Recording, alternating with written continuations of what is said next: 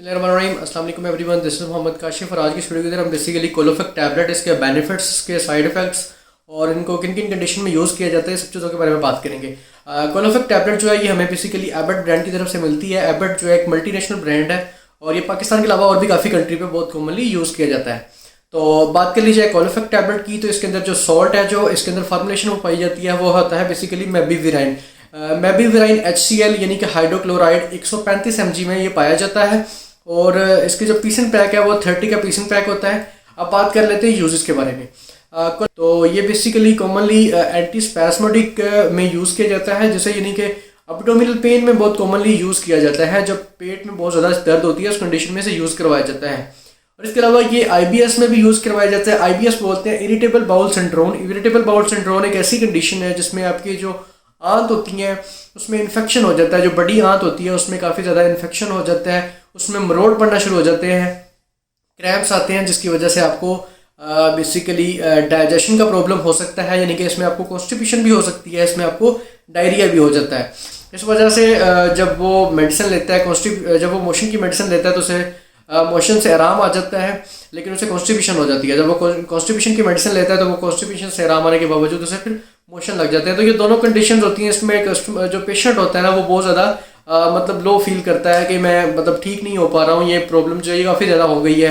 ये basically IBS की जो प्रॉब्लम है ये ज़्यादातर कॉमनली बैक्टीरियल इन्फेक्शन की वजह से होती है। हमारी जो बड़ी आंत है उसमें इन्फेक्शन हो जाता है। आपको पता है आपका खाने का प्रोसेस है, जब आप कोई भी चीज़ खाते हो वो डायरेक्टली एक तो आपका दांत होते हैं, टीथ, उसको ब्रेक डाउन करते हैं, फिर स्मॉल इंटेस्टाइन, फिर लार्ज इंटेस्टाइन में जाती है। लार्ज इंटेस्टाइन तक उसकी ऑलमोस्ट डाइजेशन प्रॉपर हो चुकी होती है, फिर आपका मैसेज कन्वे करता है कि उसको रिलीज़ किया जाए, आपके जो लार्ज इंटेस्टाइन है उसे फ्री किया जाए।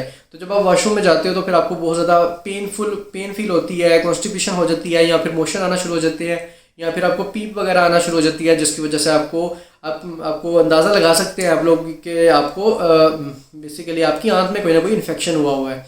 तो इन कंडीशन में आप मेबिविराइन टैबलेट को यूज़ कर सकते हैं। मेबिविराइन HCl को ये बेसिकली जो आपकी आंतों का इन्फेक्शन होता है उसे कवर करने के लिए यूज़ किया जाता है। उसके अलावा जो आपके स्मूथ मसल्स होते हैं उसको रिलैक्स करने के लिए बहुत यूज़ किया जाता है।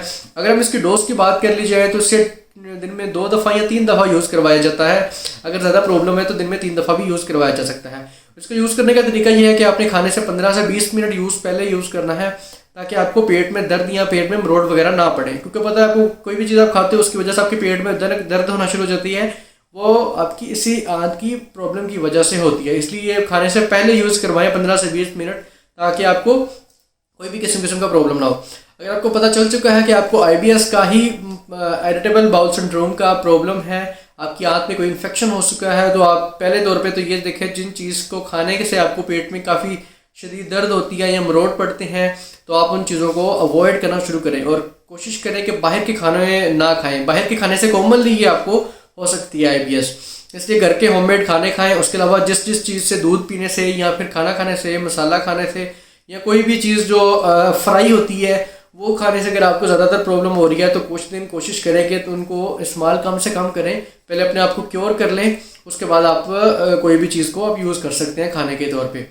इसके अलावा जब आपको IBS यानी कि इरिटेबल बाउल सिंड्रोम का मसला होता है तो इसमें आपका पेट जो है ना वो काफ़ी बड़ा महसूस होता है, यानी कि पेट फूला हुआ महसूस होता है, पेट में बहुत ज़्यादा गैस बनना शुरू हो जाती है।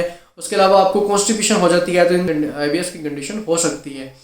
तो कोशिश करें कि फौरी तौर पर अपने डॉक्टर से कंसल्ट करें, फिर उसके बाद इसकी मेडिसिन को यूज़ करें।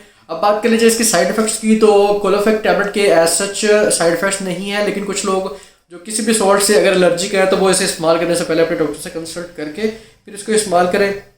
इसके अलावा कॉमन साइड इफेक्ट्स में इसको आपको नोशिया वगैरह हो सकता है, या फिर आपको इससे डायरिया हो सकता है, कॉन्स्टिपेशन, दोनों कंडीशन में हो सकते हैं इसके टैबलेट को यूज़ करने से भी। इसके अलावा आपको वोमिटिंग आने के चांसेस हो सकते हैं, या फिर आपको स्किन में रैशेस हो सकते हैं इस टैबलेट को यूज़ करने से। इसके अलावा बात कर लीजिए प्रिकॉशंस की, तो जो प्रेग्नेंट एंड लैक्टेटिंग वुमेन है वो डॉक्टर की हिदायत के मुताबिक इसको इस्तेमाल करें, और बाकी लोग भी जो है वो ओवर द काउंटर में इसको जाके यूज़ ना करें, बल्कि अपने डॉक्टर से अपनी पूरी कंडीशन बताएं। उसके बाद अगर डॉक्टर प्रिस्क्राइब करो तो उस कंडीशन में आपको इसको यूज़ करें। तो ये थी बेसिकली कोलोफेक यानी कि मेबिविराइन HCl के बारे में इन्फॉर्मेशन। उम्मीद करता हूँ इसमें आपको कोलोफेक टैबलेट के जो इस्तेमाल आते हैं उसके बारे में काफ़ी आगाही हासिल होगी।